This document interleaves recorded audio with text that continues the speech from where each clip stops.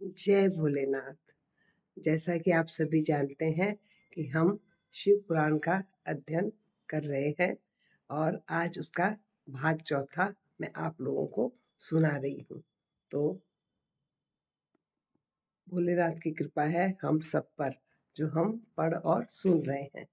तो आप भाग चौथा इसका सुनिए। मेरा वैसे तो ये दिखते ही चल रहा है खंड, परंतु मेरा वीडियो ये चौथा है, तो इसीलिए मैं भाग 4 बता रही हूँ ताकि आप देखें तो लाइन से देख पाए। जय भोलेनाथ। ये श्री शिव महापुराण का मैं आज आपको सुना रही हूँ। पिछली बार मैंने आपको बताया था कि किस तरह से सृष्टि की उत्पत्ति हुई थी। इसमें मैंने आपको सब कुछ बताया था और आज मैं आपको बताऊंगी कि पापी गुण निधि कैसे क्या हुआ उसके साथ। ब्रह्मा जी ने नारद जी से कहा कि जिस प्रकार शिवजी कैलाश पर गए तथा कुबेर से जिस प्रकार मित्रता हुई वह सब आज मैं बताऊंगा। ये सब ब्रह्मा जी नारद से बता रहे हैं। कांपिल्य नगर में यज्ञदत्त नाम का एक ब्राह्मण रहता था। वह विद्या में बहुत पारंगत था। उसका एक पुत्र था जिसका नाम गुणनिधि था। 8 वर्ष की आयु में उसका यज्ञोपवीत संस्कार किया गया। वह अनेक विद्याओं का ज्ञाता भी बन गया, परंतु उसमें कुछ दुर्गुण भी आ गए, जैसे जुआ खेलना, गाने बजाने वाली महफिल में जाना आदि। वास्तव में होता क्या है कि हर माँ बाप अपने बच्चे को अच्छे संस्कार देते हैं और उसको अच्छी से अच्छी विद्या मिले वहाँ पर उसको भेजा जाता है। कि जैसे पहले क्या था, गुरुकुल में भेजते थे, और अब क्या हो गया कि हम अपने बच्चों को स्कूल वगैरह में भेजते हैं। माँ बाप यही देखते हैं कि कौन सा स्कूल अच्छा है जहाँ पे हमारा बच्चा अच्छी शिक्षा प्राप्त करके अच्छा इंसान बने।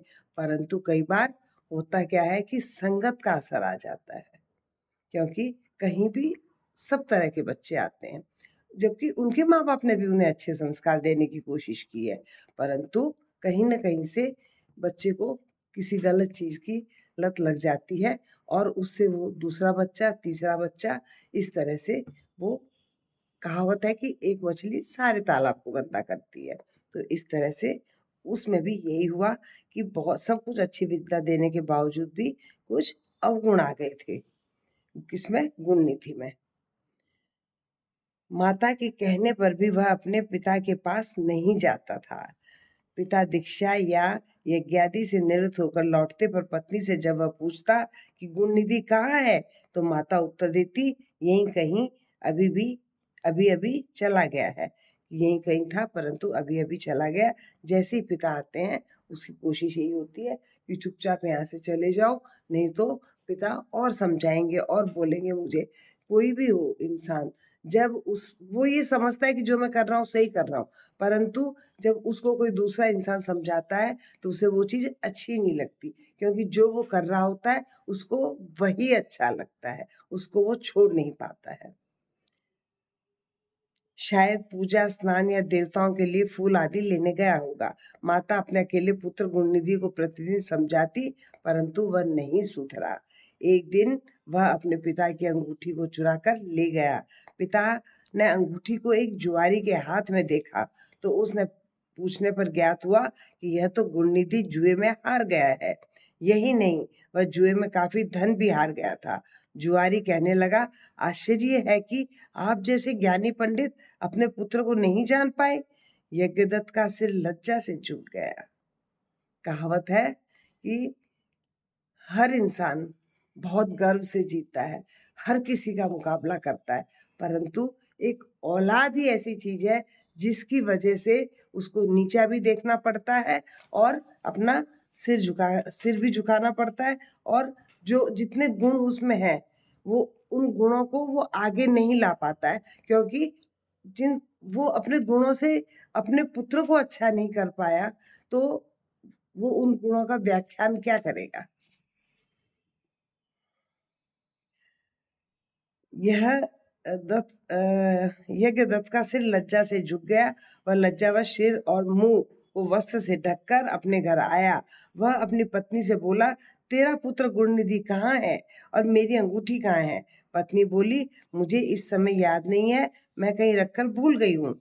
यज्ञदत्त गुस्से से बोला, सत्य कह रही हो? निकम्मे पुत्र को जन्म देने वाली तू बड़ी असत्यवादिनी है।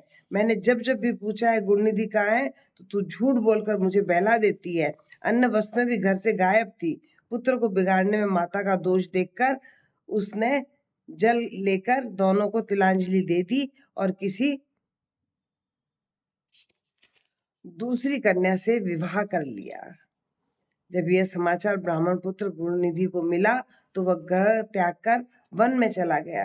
कभी माता की ममता तथा पिता की धर्मज्ञता का श्रवण करके वह अपनी मूर्खता पर पश्चाताप करने लगा। इस प्रकार चिंता से व्याकुल हो सायंकाल को एक शिव मंदिर के पास जाकर बैठ गया। वह भूख प्यास से व्याकुल हो रहा था। उसी समय कोई व्यक्ति सपरिवार शिवरात्रि का पूजन करने के लिए आया और उसने पूजा करने के बाद घर से लाए पकवान आदि शिवलिंग पर चढ़ाए और वहीं सभी सो गए। तब रात्रि में भूख से व्याकुल यज्ञदत्त के पुत्र गुणनिधि ने छिपकर मंदिर में प्रवेश किया। शिवलिंग पर चढ़ाया गया प्रसाद लेकर चंपत हो गया, परंतु उसी समय उसके पैरों की आवाज से सभी लोग जाग गए। तो ये देखिए, एक बेटे में गलत आदत आ गई, उसकी वजह से पूरा परिवार बिखर गया। माँ अकेली रह गई। पिता ने दोनों को तिलांजलि दे दी, अर्थात दोनों को छोड़ दिया और उसने किसी दूसरी ब्राह्मण कन्या से विवाह कर लिया। जबकि ये भी एक गलत चीज है कि अगर उसे समझना चाहिए था, अगर बेटा गलत कर रहा है और अगर उसकी माँ का हाथ है भी उसमें, तो हो सकता है किसी वजह से है कि वो ये चाहती हो कि भाई धीरे धीरे इसमें सुधार आ जाएगा और उसे वास्तव में ना पता हो कि मेरे बेटे ने घर से चीजें चुराई है या अंगूठी ले गया है। हो सकता है उसे ना भी पता हो। तो उसे ये सब कोशिश करनी चाहिए थी और परिवार को जोड़ने की कोशिश करनी चाहिए थी, परंतु वो उन्होंने जाके दूसरी कन्या से विवाह कर लिया। तो यहाँ पर अब उनके बारे में लिखा है कि वो जो गुणनिधि था वो भी घर छोड़ के चला गया और इस तरह से वो एक मंदिर में गया और जब उसने प्रसाद खाया तो उसके पैरों की आवाज से लोग जाग गए। उसे भागते हुए रक्षकों ने पकड़ लिया और उसकी इतनी पिटाई की कि वह मर गया। उसे यमदूत आकर ले जाने वाले थे। उसी समय शिव जी के पार्षद भी उसे लेने आ पहुंचे। वे यम के दूतों से बोले, हे यमदूतों, इसे छोड़ दो। इसने जहां पाप किए हैं वहीं कुछ काम धर्म संबंधी भी किए हैं, जैसे शिवलिंग पर गिरती हुई दीपक की छाया का इसने निवारण किया और रात्रि में इसने अपना वस्त्र फाड़कर दीपक में बत्ती भी डाली है। उसी प्रसंग से इसने शिव गुणों का श्रवण भी किया है, क्योंकि उसमें अवगुण आए थे परंतु वो अच्छे कर्म भी थे, क्योंकि उसके माता पिता ने उसे अच्छी शिक्षा दिलवाई थी।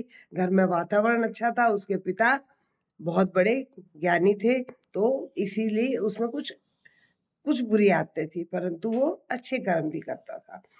तो उसके बारे में ये सब बताया गया है कि उसमें क्या क्या अच्छा था। व्रत रखकर इसने शिव जी की पूजा व दर्शन भी किया है।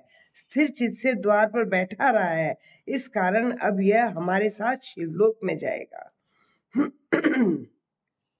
यह वहां कुछ समय रहकर पुनः कालिंग देश का राजा बनेगा। शिवगणों की बात सुनकर यम के दूत अपने लोक को चले गए। जब ये समाचार उन्होंने यमराज को सुनाया तो वे बड़े बड़े प्रसन्न हुए। वह शिवलोक में कुछ समय रहकर अरिंदम नाम के कलिंग देश का राजा हुआ। शिव जी की थोड़ी सी सेवा भी बहुत फलदायक होती है। देखो कितनी अच्छी बात कही गई है। अगर हम सच्ची भावना से, अच्छे विचारों से अगर भगवान की पूजा थोड़ी भी करते हैं और अगर हमने ज्यादा भी करी है, उसमें थोड़ी अच्छे ध्यान से की है, बाकी में हमारा ध्यान भटक गया है, तो हमें उसका फल मिलेगा। एक घड़ी आधी की भी याद। तो अगर आधी भी हम लेते हैं तो वो भी हमें फल देती है। ब्रह्मा जी ने नारद को बताया, जब मेरा प्रथम कल्प पूरा हुआ तब उसमें मेरे मानस पुत्र पुलस्त्य से विश्वा का जन्म हुआ। विश्वा ने वैश्रवण पुत्र हुआ। उसने अलकापुरी का शासन किया। उसमें उग्र तप करके शिवजी की आराधना की। उस समय धवाहन कल्प शुरू हो चुका था। वैश्रवण के तप से प्रसन्न होकर शंकर जी ने उससे वर मांगने के लिए कहा। शिव जी के तेज से वैश्रवण के नेत्र बंद हो गए थे। उसने वरदान मांगा कि मेरे नेत्रों में आपके चरण कमलों के दर्शन हो। हे मुनियों, यही वही यज्ञदत्त का पुत्र गुणनिधि ही था जो शिव जी की सेवा करके अलकापुरी का राजा बना था। देखो कहाँ अच्छे कर्म किए हुए और कहाँ काम आते हैं। परंतु यहाँ शिव जी के साथ पार्वती को देखकर इनकी क्रूर दृष्टि की, इससे उसका बायां नेत्र फूट गया। शिव जी ने पार्वती से कहा, यह तुम्हारा पुत्र है, अब तुम्हें क्रूर दृष्टि से कभी नहीं देखेगा। इसी कारण मैं इसे निधियों का स्वामी बनाए देता हूँ। यह गोलोकों का अधिपति होगा। इतना कहकर भगवान शिव ने उसे धनपति का पद दिया और उसने पार्वती के चरणों को प्रणाम किया। पार्वती ने प्रसन्न होकर उसे वरदान दिया, हे पुत्र, तुम्हारी शिव जी में निर्मल भक्ति बनी रहे। क्योंकि ये शिव भक्त था, इसीलिए उसे ये सब वरदान मिला था। इस प्रकार शिव जी ने उसे वैश्वेश्वर नामक स्थान में कुबेर बनाकर अलकापुरी स्वामी बना दिया और स्वयं उसके पास में ही कैलाश को अपने रहने का स्थान बनाया। ब्रह्मा जी नारद से बोले, अब ये आख्यान सुनो। जिस प्रकार कुबेर कैलाश पर तपस्या करने आया तथा उसके तपोबल के कारण भगवान शिव वहां पहुंचे। कुबेर के तप से रुद्र वहां पहुंचे और जोर जोर से अपना डमरू बजाने लगे, जिसकी ध्वनि त्रिलोक में पहुंचने लगी। वहां पर ब्रह्मा, विष्णु एंड शिव जी अपने असंख्य गणों के साथ ब्रह्मा जी के अंश से उत्पन्न रुद्र के दर्शनों हेतु पहुंचे। ये रुद्र कौन थे? ये ब्रह्मा जी के अंश थे। कुबेर ने शिव जी का पूजन किया तथा उनका आलिंगन किया और अलकापुरी के नजदीक ही उनका निवास करवाया। वहां पर शिव जी की आज्ञा से विश्वकर्मा जो सब कुछ बनाने का घर और जो भी जहां भी भगवान को जरूरत होती थी वो वहां पे स्थापित कर देते थे।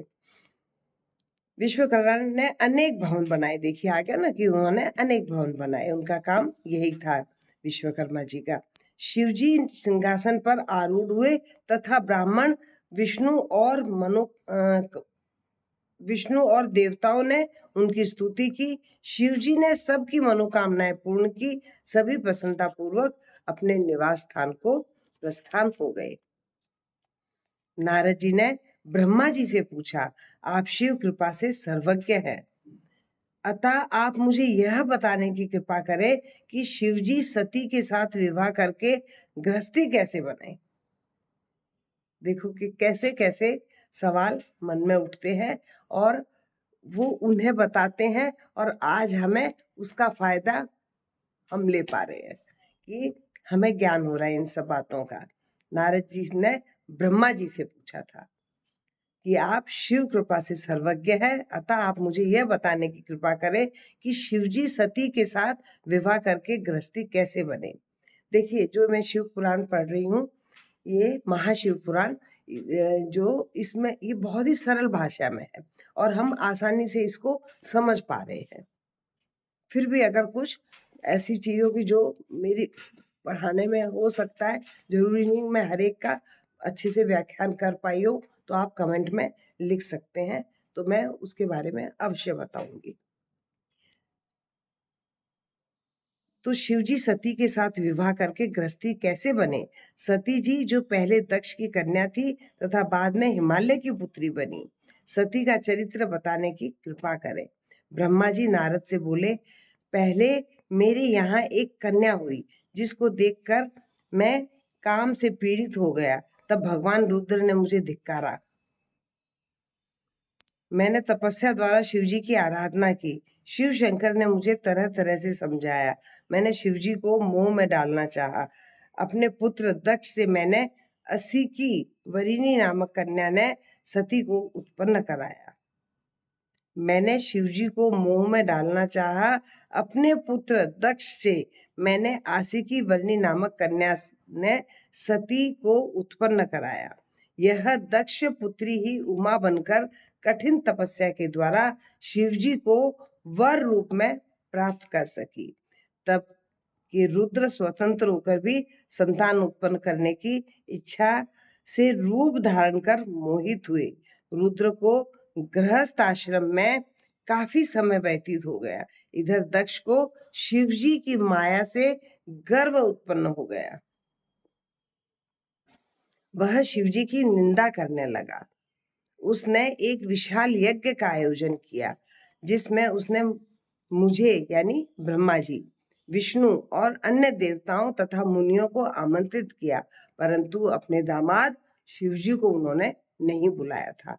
ये वार्तालाप है, ये जो कथा है दक्ष की और उनके यज्ञ की और शिवजी को न बुलाने की, ये बहुत ही प्रसिद्ध कथा है। इस पर सती का हृदय नहीं माना। वह अपने पिता के घर गई, परंतु शिवजी ने उन्हें बहुत मना किया कि देखो आपके पिता ने हमें नहीं बुलाया, हमें नहीं जाना चाहिए। पर उसने कहा मेरा पिता है, नहीं बुलाया तो कोई बात नहीं, क्या हो गया, बेटी अपने बाप के घर तो जा ही सकती है। तो जब वो नहीं मानी तो वहां चली गई। शंकर भगवान नहीं गए। उन्होंने कहा अगर तू नहीं मान रही तो तू जा, मैं नहीं जाऊंगा। इस तरह से शंकर भगवान नहीं गए। वह अपने पिता के घर गई, परंतु वहां पर यज्ञ में अपने पति शिव का भाग न देखकर उसके मन में उसने अपने पिता से पति की निंदा सुनकर उन्हें यह सहन नहीं हुआ। उसने देखा कि सबके सिंहासन लगे हुए थे, परंतु उसके पति का कोई सिंहासन नहीं था, कोई पद नहीं था वहां पर। तो उसे बहुत बुरा लगा और उसके पिता उस शिवजी की निंदा कर बुराई कर रहे थे और यज्ञ कुंड में उन्हें यह सहन नहीं हुआ और यज्ञ कुंड में अपना शरीर त्याग दिया। सती के शरीर त्यागने की बात सुनकर महादेव जी कुपित हो गए। उसके पिता का पूरा यज्ञ भंग हो गया और जब महादेव जी शंकर भगवान को पता चला तो वह कुपित हो गए, नाराज हो गए। उन्होंने अपनी जटा से एक बाल उखाड़कर वीरभद्र को उत्पन्न किया। वीरभद्र ने दक्ष के यहाँ जाकर दक्ष सहित पहले भी शंकर भगवान ने अपनी दोनों बाहों के बीच से यहाँ से रुद्र को उत्पन्न किया था। कब? जब ब्रह्मा जी ने झूठ बोला था और उन्होंने रुद्र से कहा कि आप ब्रह्मा जी की सेवा करो। तब रुद्र ने नहीं, भैरव ने ब्रह्मा जी का एक सिर काट दिया था। तो ऐसे ही अब उन्होंने रुद्र को उत्पन्न किया। वीरभद्र ने दक्ष के यहाँ जाकर दक्ष सहित यज्ञ का विध्वंस कर दिया। समस्त तीनों लोकों में हाहाकार मच गई। सब ने मिलकर शिवजी की स्तुति की। इस पर शिवजी ने कृपा करके दक्ष को पुनः जीवित कर दिया और उसके यज्ञ को पूरा कराया। सती के शरीर से उत्पन्न ज्वाला पर्वत पर जाकर गिरी और वहां ज्वालामुखी बनकर पूज्य बनी। कितने लोग जो जाते हैं ज्वालामुखी को पूजा करने के लिए, वो कैसे बनी उसका आपने भी सुना ही है कि वो जो सती थी उसके शरीर से उत्पन्न जो ज्वाला थी वो पर्वत पर जाकर गिरी और उसी से उसका नाम ज्वालामुखी पर्वत पड़ा और वो एक जगह पूजा के योग्य बन गई। उनके दर्शन से आज भी आ गया उनके दर्शन से भी आज भी मनुष्यों की सभी कामनाएं पूर्ण हो जाती हैं। ज्वालामुखी पर जाकर जो भी सच्चे मन से प्रार्थना करते हैं तो उनकी कामनाएं पूरी होती है। वहीं सती जी दोबारा हिमालय के घर में जन्म लेकर पार्वती नाम से विख्यात हुई और कठिन तपस्या करके शिवजी प्राप्त करने में सफल रही। क्योंकि वो सती हो गई थी तो इसीलिए उन्होंने दोबारा जन्म लिया, फिर तपस्या करी और फिर उन्होंने वापस शिवजी को ही अपने वर रूप में पाया। पहले तो शिवजी निर्गुण निर्विकार गुण रूप गुण सहित शक्ति रहित सत असत से दूर परात्पर दिव्य रूप में रुद्र ही थे। फिर उमा के साथ सगुण और शक्तिमान हो गए। उनके दाएं अंग से ब्रह्मा तथा बाएं अंग से विष्णु उत्पन्न हुए। तब से सदाशिव के ब्रह्मा, विष्णु और रुद्र 3 रूप हुए। जो ये ब्रह्मा जी और विष्णु जी ये भगवान हैं, ये कहाँ से उत्पन्न हुए? शिव जी के दाएं और बाएं रूप।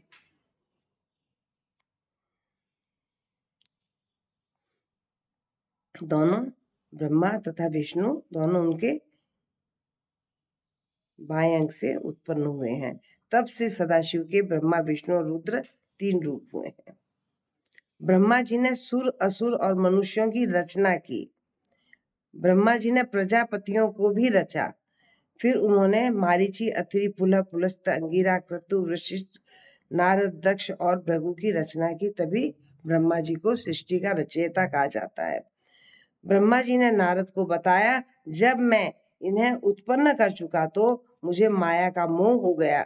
तब मेरी भौं के बीच में से संध्या नाम की एक कन्या उत्पन्न हुई। उसे देखकर मैं तथा मेरे पुत्र दक्ष, मारीच आदि सोच में पड़ गए।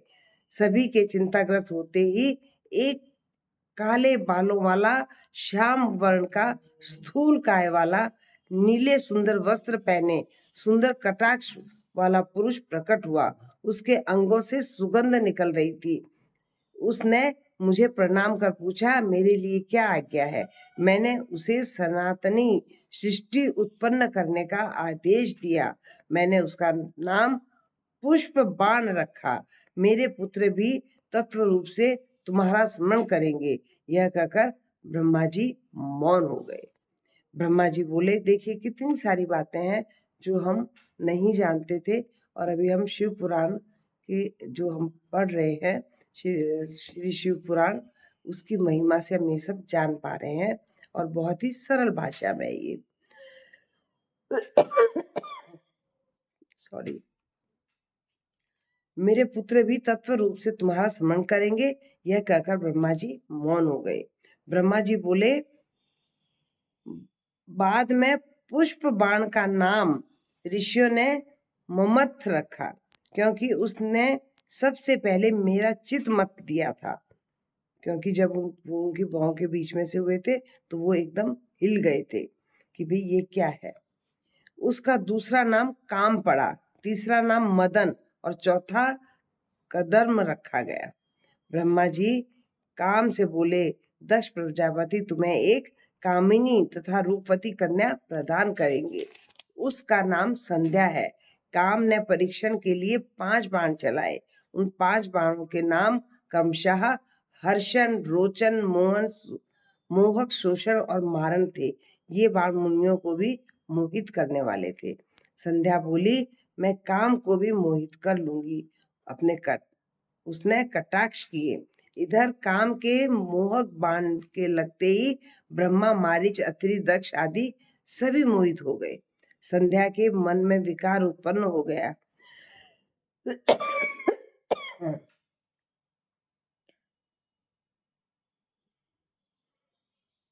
संध्या के मन में विकार उत्पन्न हो गया। कामदेव को अपने कर्म पर विश्वास हो गया। ब्रह्मा में काम के 49 भाव खड़े हो गए। पिता ब्रह्मा और भाइयों की यह गति देखकर धर्म को चिंता होने लगी। उसने शिव जी का स्मरण किया। इस पर शिव जी आकाश में स्थित होकर बोले, मैं ब्रह्मा, तुम्हें काम कैसे उत्पन्न, हे ब्रह्मा तुम्हें काम कैसे उत्पन्न हुआ? यह तो तुम्हारी पुत्री है। वेद के मार्ग पर चलने वाले को यह उचित नहीं है। वेद तो तुम्हारे मुख में स्थित है। तुमने इस सत्य के मार्ग को कैसे भुला दिया? फिर मारीची, दक्ष आदि को भी समझाया। तब ब्रह्मा जी लज्जा के मारे पसीने पसीने हो गए। ब्रह्मा जी का विवाह टूट गया। उसने पितृगणों की उत्पत्ति हुई। वास्तव में एक शर्मजनक घटना थी। दक्ष के पसीने से एक सर्वगुण संपन्न कन्या पैदा हुई। वह रति के नाम से प्रसिद्ध हुई। उसे देखने मात्र से क्रतु आदि का वीर्य स्खलित हो गया। उस वीर्य से अन्य पितरों की उत्पत्ति हुई। ब्रह्मा जी ने कहा, तब मैंने तथा दूसरे ऋषियों ने लज्जित होकर काम को क्रोध में भरकर श्राप दे दिया। जा तू शिवजी के द्वारा शीघ्र ही भस्म हो जाएगा। तब काम ने ब्रह्मा जी से क्षमा मांगी। ब्रह्मा जी बोले, तू भस्म होकर पुनः शिवजी के द्वारा विवाह करने पर पुनः शरीर धारण करेगा। इतना कहकर ब्रह्मा जी अंतर ध्यान हो गए और सभी मुनि आदि अपने अपने स्थानों को चले गए। सबके चले जाने के पर दक्ष ने कंदर्प से कहा कि हे काम, तुम्हारे समान गुण वाली मेरी पुत्री रति है, इसे तुम पत्नी रूप में स्वीकार करो। रति से विवाह करके कामदेव अति प्रसन्न हुए। उसी समय कामदेव ब्रह्मा के श्राप को भूल गए। इसी से दक्ष से कुछ न कहकर रति के साथ विवाह रचा लिया, क्योंकि अगर बताते तो वो मना कर देते। उस समय महान सुखकारी उत्सव हुआ एवं अन्य और अपनी कन्या को प्रसन्न देखकर दक्ष भी खुश हो गए। ब्रह्मा जी ने बताया, जब मैं कामदेव को श्राप देकर अंतर्ध्यान हो गया तथा शिवजी भी चले गए, तब मेरी पुत्री संध्या दुखी होकर सोचने लगी कि मुझसे बढ़कर पापिन कौन होगी, जिसे देखकर पिता व भाई के मन में काम वासना जागृत होती है। इस कारण मैं स्वयं को इसका प्रायश्चित करूंगी। संध्या ने चंद्रभागा नदी के तट पर स्थित चंद्रभागा पर्वत पर जाकर तपस्या करने लगी। ब्रह्मा जी बोले, तब मैंने और अपने पुत्र वशिष्ठ के वहां संध्या को दीक्षा देने के लिए भेजा। वशिष्ठ जी ने संध्या को भगवान शंकर का मंत्र का जाप करने को कहा। इसमें तुम्हारे सभी मनोरथ पूर्ण होंगे। ओम नमः शिवाय मंत्र से ओम को बाद में लगाकर मौन धारण कर तप करो तथा मौन रखकर ही स्नान करके शिवजी की पूजा करो। आहार के रूप में केवल जल ग्रहण करो। इससे तुम्हारी तपस्या फलदायक बन जाएगी। शिव जी तुम्हारे सभी मनोरथ पूरा करेंगे। इस प्रकार संध्या को वशिष्ठ जी ने तपस्या की सब विधि समझा दी। जब उन्होंने ब्रह्मा जी ने वशिष्ठ जी से आग्रह किया कि ये मेरी पुत्री है और ये जब तपस्या पे जा गई है, इसको आप बताइए कि किस तरह से करे, तब फिर वशिष्ठ जी ने उन्हें सब चीज बताई कि आप इस तरह से सब करिएगा तो आपकी तपस्या सफल होगी। ब्रह्मा जी बोले, वशिष्ठ जी के चले जाने पर संध्या विधि पूर्वक तपस्या में लीन हो गई। शिवजी में चित लगाए संध्या को एक चतुर्युगी समय बीत गया। आकाश में स्थित होकर संध्या को दर्शन दिए। संध्या इतनी प्रसन्न हुई कि उसने अपने नेत्र बंद कर लिए। तब शिवजी ने संध्या के हृदय में प्रवेश करके उसे दिव्य वाणी और दिव्य नेत्र प्रदान किए और उससे बोले, मैं तुम्हारी तपस्या से बहुत प्रसन्न हूँ, तुम मुझसे इच्छा अनुसार वर मांग दो। संध्या ने भगवान शिवजी को बार बार प्रणाम करके कहा, हे प्रभु, यदि मैं पूर्व पाप से मुक्त हो गई हूँ तो आप मुझे यह वरदान प्रदान करें, प्राणी उत्पन्न होते ही काम वासना से ग्रसित न हो। कितनी अच्छी बात कही है। दूसरा, ये उसने अपने लिए नहीं, पूरी सृष्टि के लिए मांगा है। जबकि तपस्या उन्होंने की और कितनी तकलीफ उठाई और सिर्फ भोजन के नाम पे वो पानी ही पीती थी, तो भी उन्होंने क्या किया, सबके लिए मांगा। तो उन्होंने क्या कहा, प्रभु यदि मैं पूर्व पाप से मुक्त हो गई हूँ तो आप मुझे यह वरदान प्रदान करें कि प्राणी उत्पन्न होते ही काम वासना से ग्रसित न हो।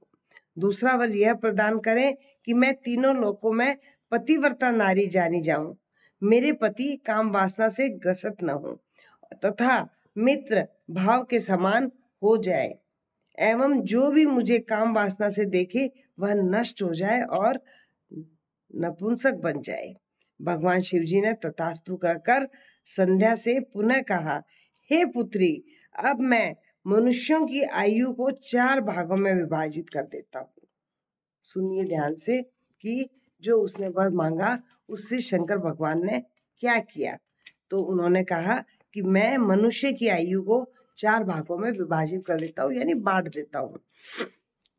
शैशव, कुमार, यौवन और वृद्ध। शैशव यानी बचपन, कुमार यानी बचपन से जवानी की तरफ जाने वाला समय, और उसके बाद यौवन और उसके बाद में जवानी और फिर वृद्ध यानी बुढ़ापा। प्राणी जब यौन अवस्था में आएगा तब ही उसमें काम वासना जागृत होगी। परंतु अब कलयुग आ गया है, अब तो दूसरी अवस्था में जो कुमार अवस्था है उसमें भी कितने ये जो पहले बताया गया था कि कुछ बुरी आदतें आ गई, तो वही चीज अभी भी है कि माँ बाप अपने बच्चे को अच्छे संस्कार देते हैं, सब कुछ अच्छा करते हैं, परंतु कुछ बुरी आदतें आ जाती हैं। इस वजह से आजकल कम उम्र में, क्योंकि कलयुग अब चोटी पे है, तो कम उम्र में भी बच्चे कितनी गलतियां करते हैं। प्राणी जब यौन अवस्था में आएगा तभी उसे काम वासना जागृत होगी।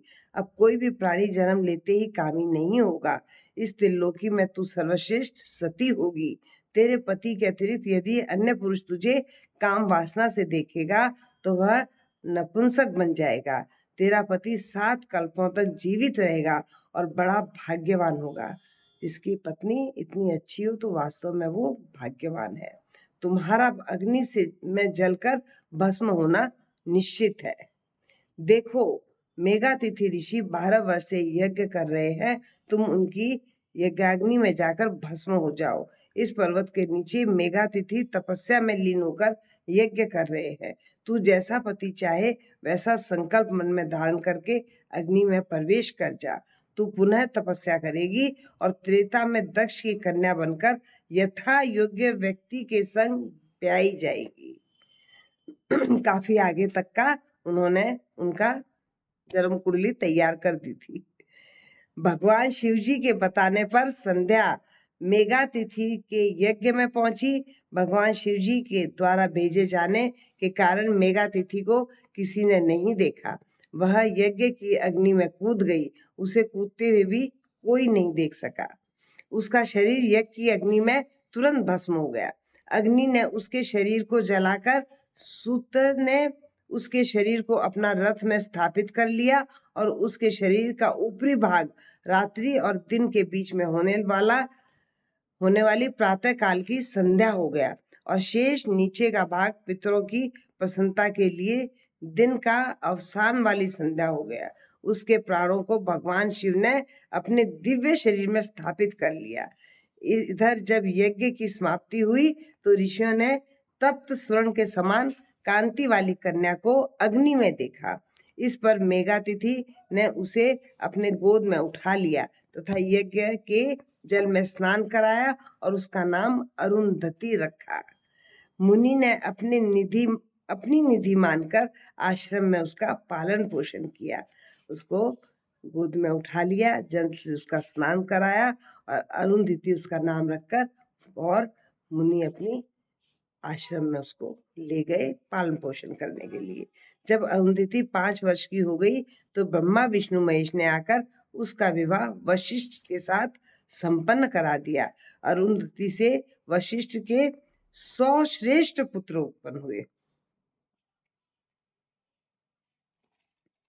ब्रह्मा ने नारद को बताया, जब संध्या को देखने मात्र से शिव ने मुझे फटकारा था, तब से मैं शिवजी की माया से मोहित होकर ईर्ष्या करने लगा।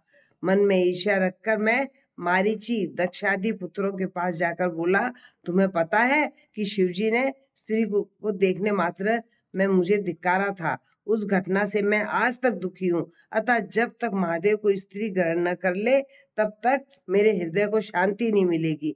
क्या तुम मेरे कष्ट को दूर करने में कोई उपाय कर सकते हो? सबसे बड़ी बात यह है कि हम कलयुगी होकर के जो एक दूसरे से जलन करना, दुखी होना, वो उस वक्त भी था कि ब्रह्मा जी के मन में इस तरह की भावना आई। हे नारद, जब मैं इस प्रकार कह रहा था उसी समय कामदेव रति सहित पधारे। मैंने कामदेव की प्रशंसा करके उससे कहा, हे पुत्र, तुम संसार में किसी प्रकार शिवजी को मोहित करो। तुम्हारे अतिरिक्त यह कार्य और कोई नहीं कर सकता। कामदेव और रति आए वहां पर और उन्होंने, ब्रह्मा जी ने कामदेव की प्रशंसा करके और उनसे ये बात कही कि तुम ही ये काम कर सकते हो। किसको? शिव जी को मोहित करने का। तुम्हारे अतिरिक्त ये काम कोई और कर ही नहीं सकता। इस पर कामदेव ने कहा कि मैं महादेव को मोहित तो कर सकता हूँ, परंतु स्त्री का निर्माण तो आपको ही करना पड़ेगा।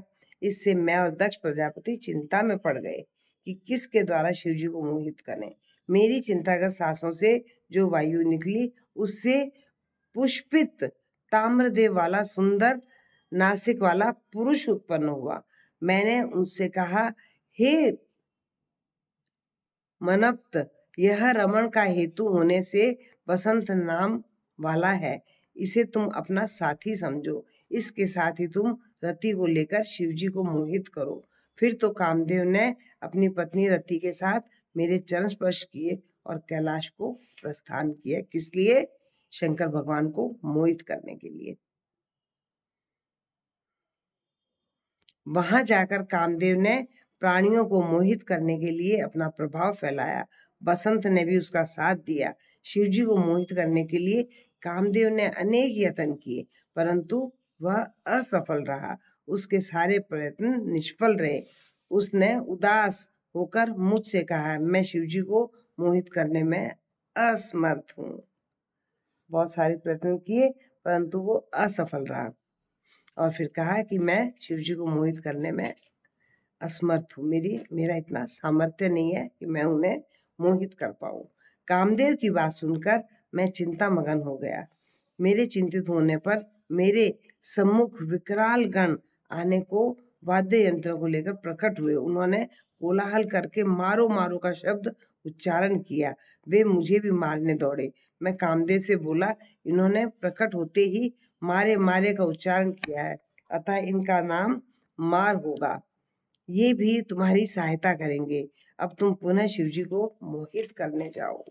कामदेव ने ब्रह्मा जी से कहा, आपकी आज्ञा शिरोधार्य है, परंतु शिवजी को मोहित करना मेरे वश की बात नहीं है। वे मुझे भस्म भी कर सकते हैं। कामदेव को भी डर था कि शंकर भगवान उन्हें भस्म कर देंगे। ब्रह्मा जी के कहने पर कामदेव मार गणों के साथ जो वो उत्पन्न हुए थे, उन मारगणों को भी वो अपने साथ लेकर शिव जी के स्थान पर गए। वहां शिव जी को वह मोहित करने में असफल रहे। ब्रह्मा जी ने बताया कि कामदेव निराश होकर मेरे पास लौट कर बोला, हे ब्रह्मा जी, आप स्वयं ही शिव जी को मोहित करें। मेरे बस की बात नहीं है कि मैं शिव जी को मोहित कर सकूं, आप खुद मोहित करें उन्हें। ब्रह्मा जी नारद से बोले, कामदेव के चले जाने पर शिवजी को मोहित करने का मेरा स्वप्न चकनाचूर हो गया। मैं यह सोचता ही रह गया, क्या युक्ति करूं जिससे शिवजी स्त्री ग्रहण करने को तैयार हो जाएं। फिर मैंने भगवान विष्णु का स्मरण किया, पीताम्बर धारण किए। विष्णु जी मेरे सामने प्रकट हो गए। मैंने गदगद वाणी से उनकी स्तुति की। विष्णु जी ने मुझसे पूछा, मुझे कैसे याद किया? मैंने विष्णु जी को बताया, भगवान शंकर को मोहित करने के लिए सपरिवार मारगण और बसंत के साथ कामदेव को भेजा था, परंतु वो असफल रहे। तब भगवान श्री हरि बोले, श्री हरि यानी विष्णु भगवान बोले, तुम ऐसा क्या करना चाहते हो? पहले तुम मुझे सच सच बताओ कि इसका क्या कारण है। मैंने श्री हरि को सृष्टि से उत्पन्न की पूरी कथा तथा संध्या को कुदृष्टि से देखने की बात और शिवजी द्वारा मुझे फटकारना आदि सब बातें जो घटित हुई थी वो बता दी। शिवजी ने मेरे पुत्रों के समक्ष मेरी निंदा की, उसका मुझे बड़ा दुख है। मतलब जो जो उन्हें तकलीफ हुई थी वो सब उन्होंने विष्णु भगवान को बता दी कि किस तरह से शिवजी ने मेरे साथ किया, जबकि गलती तो ब्रह्मा जी की थी, क्योंकि उन्होंने उस जो पुत्री हुई थी उस पर कुदृष्टि डाली थी। अब तो वो चाहते थे कि शंकर भगवान भी किसी नारी के उसमें फंसे, तो इसके लिए वो बार बार कोशिश कर रहे थे। अब शिवजी द्वारा स्त्री ग्रहण करने पर ही मेरा दुख कम हो सकता है कि शंकर भगवान भी किसी स्त्री को ग्रहण करें, तभी मुझे कम दुख होगा, कि भाई मेरा दुख तभी कम होगा। हे नारद, श्री हरि मेरी बात सुनकर हंस पड़े और मुझसे बोले, हे ब्रह्मा जी, तुम सब लोगों के कर्ता हो, वेदों के ज्ञाता होकर ऐसी मूर्खता भरी बातें क्यों करते हो? तुम अपनी ईर्ष्या को छोड़ दो। यदि तुम्हारे अनुसार शिवजी को स्त्री ग्रहण करनी चाहिए तो पार्वती के उद्देश्य से शिवजी का तप करो। अपने उद्देश्य की पूर्ति हेतु पार्वती जी का हृदय में ध्यान करें। यदि भगवती पार्वती प्रसन्न हो गई तो तुम्हारे सब मनोरथ पूर्ण हो जाएंगे। उन्होंने उनको एक बहुत ही अच्छा रास्ता बताया, साफ सुथरा रास्ता बताया। यदि भगवती पार्वती प्रसन्न हो गई तो वे अवतार ग्रहण करेंगी। तुम दक्ष प्रजापति को आदेश दो कि वह तप करे जिससे पार्वती जी कन्या के रूप में उनके यहाँ उत्पन्न हो जाए। मैं, तुम, शिव तीनों पार्वती जी के ही स्वरूप हैं। इस प्रकार ब्रह्मा जी को समझाकर श्री हरि अंतर्ध्यान हो गए। ब्रह्मा जी ने नारद को बताया। इसके पश्चात मैं देवी का स्मरण करके उनसे प्रार्थना करने लगा, हे मातेश्वरी, मेरे कार्य पूर्ण करो। मेरी बार बार स्तुति करने पर भगवती चामुंडा प्रकट हुई। वे 4 भुजाओं वाली सिंह पर आरूढ़ वर देने के लिए कलश लिए हुए थी। उनका मुख शरद काल के चंद्रमा के समान कांति युक्त था। मस्तक पर चंद्रमा और 3 नेत्र थे। उनके पैरों के नखों की अद्भुत कांति थी। बाकी तो सब कुछ था ही, परंतु जो पैरों के नाखून थे उसमें भी अद्भुत कांति थी। मैंने भगवती चामुंडा को प्रणाम किया और उनकी इस प्रकार स्तुति करने लगा, हे देवी, आप सनातनी शक्ति हो। आप संसार को मोहित करने वाली एक त्रिलोकी की रचना तथा संहार मतलब खत्म करने वाली हो। तुम गणों से परे, योगियों से पूजित एवं उनके हृदय में वास करने वाली तथा योगियों के आह्वान पर प्रकट होने वाली हो। आपको मेरा प्रणाम है। जगदम्बा मुझसे बोली। इतनी से प्रार्थना ब्रह्मा जी ने करी तो फिर जगदम्बा यानी हमारी जो माता रानी, वो क्या बोली, आपने किस लिए मुझे स्मरण किया है, मुझे शीघ्र बताओ। मैंने उससे कहा, हे सर्वज्ञ दात्री, मेरा यह मनोरथ मेरे मस्तिष्क से उस समय निकला था जब भोले शंकर रुद्र नाम से योगी बनकर कैलाश पर निवास करते थे। वे समाधि लगाकर तपस्या में लीन थे। वे पत्नी विहीन थे होकर भी वो दूसरों का विवाह करना नहीं चाहते थे। वे पत्नी विहीन होकर भी दूसरों का विवाह करना नहीं चाहते थे। उनका अभिप्राय ये था कि भाई आप तो शादी कर नहीं रहे और जो दूसरा कोई करे वो उसमें भी आपको तकलीफ है। तो अतः किसी भी प्रकार उन्हें मोहित कीजिए। आप दक्ष प्रजापति की कन्या बनकर भोले शंकर की पत्नी बन जाइए। जिस प्रकार आपने विष्णु जी को लक्ष्मी बनकर प्रसन्न किया है, उसी प्रकार आप पार्वती बनकर शिव जी को भी प्रसन्न कीजिए। स्त्री के कारण ही शिव जी ने मेरी निंदा की। अब मैं देखना चाहता हूँ कि वे स्वयं ही स्त्री कैसे ग्रहण नहीं करेंगे। आपके अतिरिक्त उन्हें मोहित करने की शक्ति किसी अन्य में नहीं है, क्योंकि वो रति कामदेव सबको बेच के देख चुका था, पर कोई भी अपने काम में सफल नहीं हुआ था। यह सुनकर भगवती जगदम्बा चिंतित होकर आश्चर्य व्यक्त करते हुए बोली, अरे विश्व सृष्टा ब्रह्मा, तुम अज्ञानियों की तरह यह कार्य किस लिए कर रहे हो? उस निर्विकार शंकर को मोहने में क्या लाभ होगा? मैं तो हमेशा उनकी वशवर्तनी और दासी हूँ। उन्होंने भक्तों के लिए ही रुद्र रूप धारण किया है। वे तो माया के स्वामी हैं। शंकर भगवान कुछ भी कर सकते हैं, वो माया के स्वामी हैं। उन्होंने कहा, मैं तो खुद उनकी भक्त हूँ और मैं उनकी दासी हूँ। फिर देवी ने मन में सोचा कि यदि इन्हें वर प्रदान नहीं करती हूँ तो देव मार्ग भ्रष्ट हो जाएगा, और यह सोचकर उन्होंने शिवजी का स्मरण किया। शिवजी से आज्ञा पाकर उन्होंने कहा, तुम्हारा कहना सत्य है कि उन्हें मोहित करने वाला कोई नहीं है, उन्हें यानी शंकर भगवान को। परंतु शिवजी की आज्ञा से तुम्हारा मनोरथ पूर्ण करने के लिए मैं दक्ष की कन्या के रूप में ही प्रकट होंगी। मतलब कि शंकर भगवान का इसमें भी वो था कि उनके चाहने से ही ये सब कुछ हो रहा था। इतना कहकर भगवती जगदम्बिका अंतर्ध्यान हो गई। ब्रह्मा जी ने नारद को बताया, मेरे आदेशानुसार दक्ष ने 3000 वर्षों तक नियमित रूप से तपस्या की। तब भगवती जगदम्बा ने उन्हें दर्शन दिए।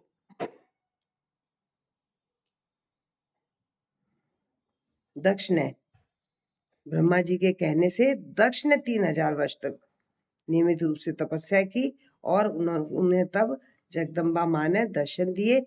भगवती जगदम्बा दक्ष के मनोरथ को पहले ही से ही जानती थी। उन्होंने दक्ष प्रजापति से वर मांगने को कहा तो दक्ष ने कहा, पूर्णावतार भगवान ने रुद्र का अवतार लिया है। तुमने अभी तक अवतार ग्रहण नहीं किया है। बताओ शिव की पत्नी कौन बने? आप ही उसको मोहित करके उसकी पत्नी बनो। इस पर भगवती जगदम्बा ने दक्ष को वरदान किया कि मैं तुम्हारी पत्नी के गर्भ से पुत्री के रूप में जन्म लूंगी और कठिन तप करके शिवजी की पत्नी बनूंगी। यह सुनकर दक्ष प्रजापति अति प्रसन्न हुए तथा देवी अंतर्ध्यान हो गई। ब्रह्मा जी ने नारद को बताया, दक्ष ने बहुत सी मानसी सृष्टि की परंतु उसका विकास नहीं हुआ। उन्होंने मुझसे इसका उपाय पूछा। मैंने दक्ष को उपाय सुझाया। तब दक्ष ने पंचजन के अंग से उत्पन्न कन्या वीरनी को अपनी पत्नी के रूप में ग्रहण किया और उसके मैथुन धर्म स्वीकार किया। वीरनी ने दक्ष से हर्षस्व नाम के 10,000 पुत्र उत्पन्न किए। अपने पुत्रों से दक्ष ने सृष्टि का विस्तार करने को कहा, परंतु हे नारद, वे तुम्हारे उपदेश के कारण प्रवृत्ति छोड़ निवृत्ति के उपासक बन गए। इसके बाद दक्ष ने पंचजन्या से सबलाशव नामक हजारों पुत्र उत्पन्न किए, परंतु वे तप में लीन हो गए, जिससे दक्ष को बड़ा दुख हुआ और तुम्हें श्राप दिया कि तुम पृथ्वी पर स्थिर नहीं रह सकोगे। तुमने साधु स्वभाव से उस श्राप को स्वीकार कर लिया। इसके पश्चात दक्ष ने अपनी पत्नी के गर्भ से 60 कन्याओं को जन्म दिया तथा उनका विवाह रचाया। उसमें से 10 कन्या धर्म को, 13 कन्या कश्यप ऋषि को, 2 भूतांगिरस तथा कृशाशव को और शेष गरुड़ को दे दी। इनकी संतानों से तीनों लोक भर गए। इसके पश्चात दक्ष ने फिर देवी की आराधना की। तब देवी बालक का रूप धारण कर माता के पास आकर बैठ गई और रोने लगी। उसके विलाप को सुनकर अनेक स्त्रियां और दासियां वहां आ गई। सारे नगरवासी जय जयकार करने लगे। पत्नी सहित दक्ष ने सुखपूर्वक उसका पालन पोषण किया तथा अच्छे संस्कार प्रदान किए। दक्ष ने उस कन्या का नाम उमा रखा। वीरनी की माता ने उसे स्तनपान कराया, उसको अपना दूध पिलाया। ब्रह्मा जी बोले, जब सती बड़ी हो गई तो उसके पिता दक्ष ने उसके विवाह का विचार किया। पिता की इच्छा जानकर सती ने अपनी माता से शंकर भगवान के साथ विवाह करने की इच्छा जाहिर की। माता के कहने पर सती ने घर में ही शिवजी की आराधना प्रारंभ कर दी। अश्विनी माह की नंदा तिथि में गुड़, चावल, नमक आदि से शिवजी की पूजन किया। सती 1 वर्ष तक इसी प्रकार शिवजी का तप व पूजन करती रही। ब्रह्मा जी बोले, हम देवता सती के तप को देखने के लिए गए। मैं और विष्णु जी शिवजी के पास गए। हमने वहां पहुंचकर हाथ जोड़कर उनकी स्तुति की। हमारी स्तुति से प्रसन्न होकर शिवजी ने हमारे आने का कारण पूछा। हम दोनों ने कहा, हे स्वामी, आप हमारा साथ दीजिए। हम दोनों ने स्त्री स्वीकार कर ली है। अब आप भी देवताओं की भलाई के लिए कोई स्त्री को स्वीकार कीजिए। शंकर जी बोले, हे ब्रह्मा, हे विष्णु, मुझ अवधूत को स्त्री की क्या आवश्यकता है? मुझे यह बात उचित नहीं लगती, क्योंकि मैं एक तपस्वी हूँ और संसार से विरक्त हूँ। मुझे तो योग में ही आनंद मिलता है। शंकर भगवान विवाह नहीं करना चाहते थे। आप लोगों के हट से तथा भक्तों के अनुग्रह की इच्छा से मैं विवाह कर भी लूं तो आप उस काम रूपिणी योगिनी को तैयार कीजिए जो मेरे तेज को सहन कर सके। तब हमने कहा, प्रभु, आपके अनुसार हमने एक स्त्री भी खोज ली है। क्योंकि बहुत पापड़ बेले किसने? ब्रह्मा जी ने। क्योंकि उनके दिमाग में तो एक ही चीज थी कि कुछ भी करके एक बार शिवजी के साथ भी कोई ना कोई स्त्री होनी चाहिए। तो इसीलिए उन्होंने बहुत कुछ करना पड़ा था, जो कि मैंने आपको सब पीछे के उस भाग में बताया है। जिस लक्ष्मी जी ने पहले 2 रूप उसने क्या कहा कि हमने ऐसी स्त्री खोज ली है। किसने कहा? ब्रह्मा जी ने। जिन लक्ष्मी जी ने पहले 2 रूप धारण किए थे, अब वही उमा नाम से दक्ष की कन्या के रूप में प्रकट हुई है। वे आपको प्राप्त करने के लिए अपने घर पर ही तपस्या कर रही हैं। आप उन्हें वरदान दीजिए और अपने ऊपर कृपा कीजिए। तब भक्त शिव जी ने तथास्तु कहकर हमें विदा किया। हम अपने अपने लोक को चले गए। और अब इसके बाद में उमा को किस तरह से शंकर भगवान की प्राप्ति हुई, ये मैं थोड़ा सा और हम इसके बारे में जानना चाहेंगे, क्योंकि काफी अच्छा लग रहा है। इधर सती ने नंदा व्रत का अनुष्ठान किया। शंकर भगवान ने उन्हें दर्शन देने गए। सती ने लज्जावश सिर झुकाकर उनके चरणों में प्रणाम किया। शिवजी ने उमा को आशीर्वाद दिया और वर मांगने के लिए कहा। सती बोली, प्रभु आप मुझे अपनी पत्नी बनाकर कृतार्थ करें। शिवजी बोले, तथास्तु। सती बोली, हे प्रभु, मेरे पिता के समक्ष विधि पूर्वक विवाह करके मुझे अपनी अर्धांगिनी स्वीकार कीजिए। तथास्तु कहकर शिवजी हिमालय पर चले गए। उन्होंने मुझे स्मरण किया। मेरे उपस्थित होने पर मुझे दक्ष के पास कन्यादान हेतु भेजा। मैंने दक्ष के से जाकर कहा कि तुम अपनी कन्या का हाथ भगवान शिवजी को सौंप दो। यह सुनकर दक्ष की प्रसन्नता का ठिकाना न रहा। सती ने भी अपने तप की सिद्धि का समस्त वृत्तांत सखियों के द्वारा माता के पास भिजवा दिया। दक्ष के तैयार होने का समाचार मैंने शिवजी को जाकर सुनाया। किसने सुनाया? ब्रह्मा जी ने। ब्रह्मा जी ने बताया, मैंने शिवजी के पास पहुंचने पर उन्होंने सती की कुशल क्षेम पूछी और दक्ष का विचार भी पूछा। मैंने सांत्वना देते हुए भगवान शिव को सब समाचार सुनाए। दक्ष अपनी पुत्री का विवाह आपसे करने को सहमत हैं। अब आप शुभ मुहूर्त और लगन विचार कर पानी ग्रहण कीजिए। विष्णु जी भी समन करने पर गरुड़ सहित आ गए। मेरे सभी मारीची आदि पुत्र भी विवाह में सम्मिलित होने के लिए आ गए। चैत्र शुक्ल त्रयोदशी को फाल्गुनी नक्षत्र में शिवजी ने रविवार को प्रस्थान किया। देवताओं तथा शिव गणों ने बड़ा उत्सव मनाया। नंदीश्वर पर आरूढ़ होकर भगवान शिव शीघ्र ही दक्ष के यहाँ पहुंच गए। दक्ष ने विधि पूर्वक भगवान शिव जी का स्वागत किया और शुभ लगन में सती का कन्यादान किया। सभी देव किन्नरों ने तथा मुनियों ने शिव जी की स्तुति की। नृत्य गान आदि करके भारी उत्सव मनाया गया। तो आज हमने यहाँ शिव जी के विवाह तक का संपूर्ण किया। अब ये 4 भाग हमारे पूरे हो गए हैं। अब 5वें भाग में बहुत ही अच्छा संदर्भ आएगा। ब्रह्मा जी पर शिव जी का कोप किस तरह से हुआ और कैसे सब कुछ आगे ये वृतांत बढ़ता है, ये मैं अगले उसमें आपको सुनाऊंगी। आशा है आप लोगों को जो आज मैंने ये सब पढ़ा है आपको अच्छा लगा होगा। और इसका 2% भाग भी अगर हम अपने दिमाग में लेते हैं तो कुछ ना कुछ हमारी जो अब तक के कर्म है और जो कर्म हम कर रहे हैं उसमें और अच्छाई आएगी। हर इंसान अच्छा ही है, परंतु कुछ हमारे पुराण ग्रंथ हैं जिनको हम पढ़ते हैं तो उनसे हम और भी कुछ अच्छा ग्रहण कर पाते हैं और उसका असर हमारे ऊपर आता है। और हमें ये भी पता चलता है कि गलत करने से भगवान किस तरह से हमारे ऊपर नाराज हो सकते हैं और किस तरह से भगवान हमारे कर्मों का हमें फल देते हैं। ये तो जाहिर है कि हमें हमारे कर्मों का फल अभी का अभी नहीं मिल रहा है। हमारे एक बच्चा अंबानी के घर पैदा हो रहा है, एक रोड पे हो रहा है, तो ये सब क्यों है? क्या उसने माँ के गर्भ में आके अच्छे कर्म कर लिए? नहीं, ये पिछले जन्मों के कर्मों का फल है।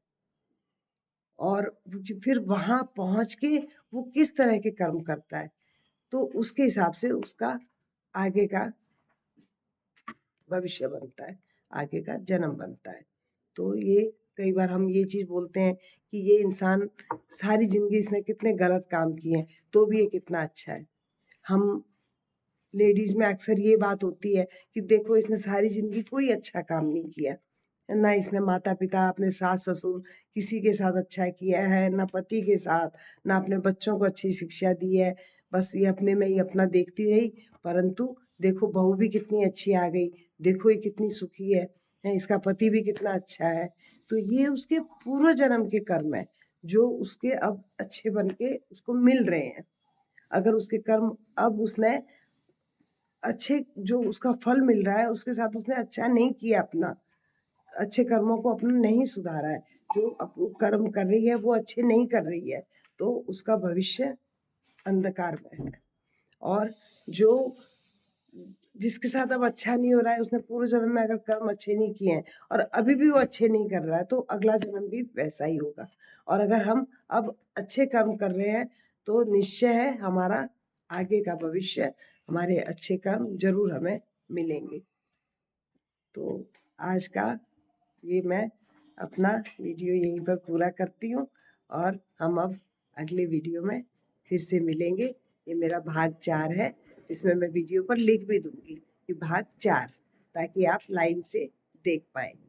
तो आज के लिए इतना ही। जय हो, जय भोले, श्री महापुराण, जय।